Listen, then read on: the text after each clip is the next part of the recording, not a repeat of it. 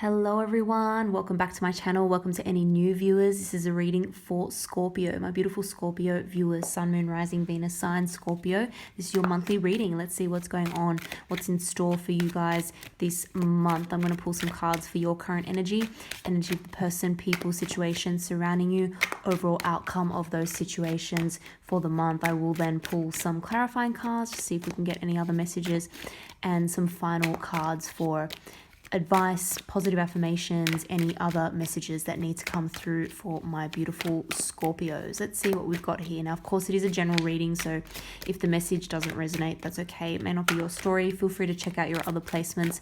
But of course, if you do enjoy the reading, don't forget to like and subscribe. I really, really appreciate it.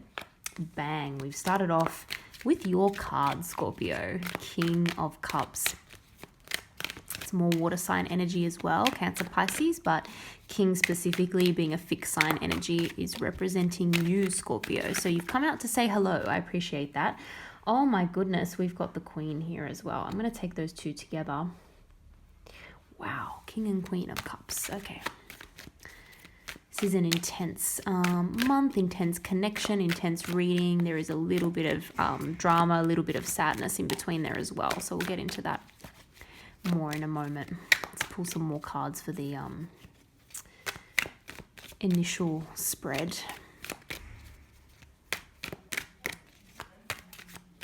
Very, very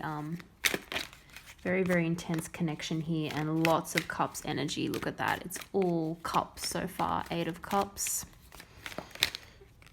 2 of Swords, confusion, decisions, Hermit energy, Virgo energy,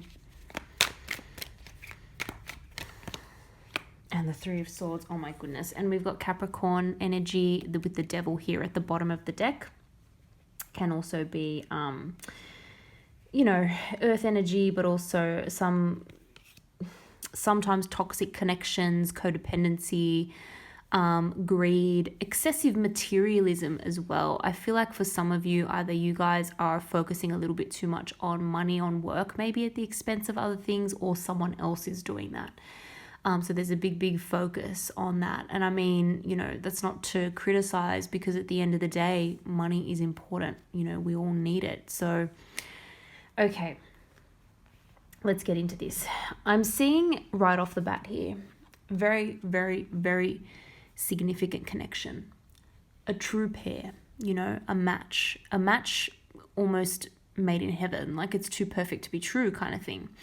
King and Queen of Cups, so water sign energy. It could be you with another water sign, so a Cancer or a Pisces, or someone with strong water in their chart. So this is basically someone who relates to you on a very, very deep level. Similar ways of thinking, similar ways of expressing yourselves to each other. You understand each other's thought process behind things. You understand how something is going to make the other person feel. It's a deep, connection based on a lot of things in common. So it's not to say that you guys are exactly the same, but there are a lot of similarities, a lot of shared responses to things, shared feelings towards things. So it feels natural. It's a natural connection. It's a natural fit. Something has gone down here. We do have the 5 of Cups, okay? The 5 of Cups came out right behind that. So even though this is such a deep, strong connection, there are such, positive feelings here, we do have this undercurrent of some kind of sadness or disappointment. So there was, a situation that did leave one or both of you a little bit sad, a little bit disappointed, a little bit upset. And it's still fresh on our minds, it's still fresh on your mind, it's still fresh on your person's mind. 5 of Cups energy, it's kind of like what you choose to focus on as well, because obviously in this card, we've got a figure who's upset looking at these spilled cups here. But we also need to remember that we've got 2 upright cups in the card as well. So essentially that means that we've still got hope here. We've still got some positive things here. It's just a matter of changing our perspective around and focusing on the positive, choosing to focus on that rather than focusing on the negative. However, at the moment, the dynamic has changed a little bit because of this energy. Whatever that was, whatever happened, and I will pull some more clarifying cards in a moment to see if we can get more information on that, but whatever happened, it is still influencing the connection and the relationship. However, I have to say, the way that the cards come out is important, for me as a reader anyway. You two are still facing each other, okay? You're still thinking about each other. The feelings are still there. It's, it's not like a complete break. Even though when we look at the energy around you, we do have the 8 of Cups here. So we do have this energy of someone deciding to walk away, to move away from the situation. There's confusion associated with it, okay? I'm not seeing it as a complete break. And the only reason for that is that we've got the 2 of Swords here as well. So there's an indecisive nature here and not everything is known. There's confusion. There's still confusion. There are still things that need to be uncovered. That's kind of represented by the moon in both of these cards. So we're in darkness where, in the darkness of night, we don't have all the information. The sun has not come out yet. It has not shone a light of truth. We haven't had full discussions about things. We haven't uncovered all the information or gone over things, okay? There's important elements of information that are still yet to be discovered, that are still missing, that still need to be communicated. Because of that, it's leading to one or both of you being a little bit indecisive here, not sure about which way to go with regards to this decision. Do I walk away? Do I give it another chance? It's difficult because the connection is so significant. Now, I am seeing that, and this is probably you here, Scorpio, I'm seeing that you take a little bit of a step back. There's a lot of internal reflection going on. There's a lot of analysis, taking time out for yourself to kind of really think about things. It's self-discovery as well. And it's looking for answers, okay? We do have the 3 of Swords here, so ultimately this is a heartbreaking situation. It's coming to terms with it. It may have been that someone was in a little bit of denial about something for a while. Basically, the truth is going to come out. I hate to say it, it may get worse before it gets better, but ultimately, there's a conversation that needs to be had. Okay, I'm going to pull some more clarifying cards and see if we can get any other messages here. Okay, it's way too many cards, but I'll just show you what's flipped out here. We've got the 7 of Cups. There's definitely some emotional confusion here. Maybe too many options as well. I hate to say it, but it's possible that someone had too many options. Someone couldn't commit to one thing. One or both of you were questioning the other person's loyalty, commitment, seriousness about the situation. And yeah, Tower energy did cause some sort of a break. This did come as a shock to one or both of you. This did come as a surprise because it's almost like, again, things were kind of too good to be true almost. Like it felt like a really solid connection. And then all of a sudden these foundations come crashing down. So what someone thought in their mind about what the connection was, that idea changed very rapidly, very suddenly. Now, it's not a small thing, okay? It's not a small thing. Yeah, look at this. And we've definitely had some sort of a conversation here as well. I feel like there was some harsh words spoken. And again, that's kind of done a little bit of damage here that still needs to be worked on, still needs to be repaired, all right? Someone's regretting. I feel like someone's regretting what they said. I feel like someone is regretting what they said because of the impact that it had. This could be you, this could be them. So someone is, and there's an element of both here as well. So maybe things were said on both sides, abruptly, impulsively, without really taking too much time to think about it. And what that resulted in was someone really feeling so hurt, so let down, so betrayed. There may have been an actual betrayal. Someone lied to someone hid something from someone. Oh dear. It's certainly still in this person's mind, like they can't stop thinking about it. They're up at night thinking about it. Sometimes they can't sleep. It's probably the last thing on their mind before bed. It's probably one of the first things they think about when they get up in the morning. I do feel that in taking a bit more time to themselves, in a bit of the separation that's gone on here, they're trying to sort of save face and continue on with their day-to-day life in a state of confidence, in putting on a show of still being quite confident.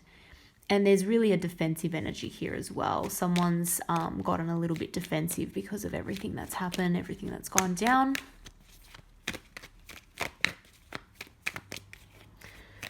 Let's just focus in a little bit more on the Two of Swords here.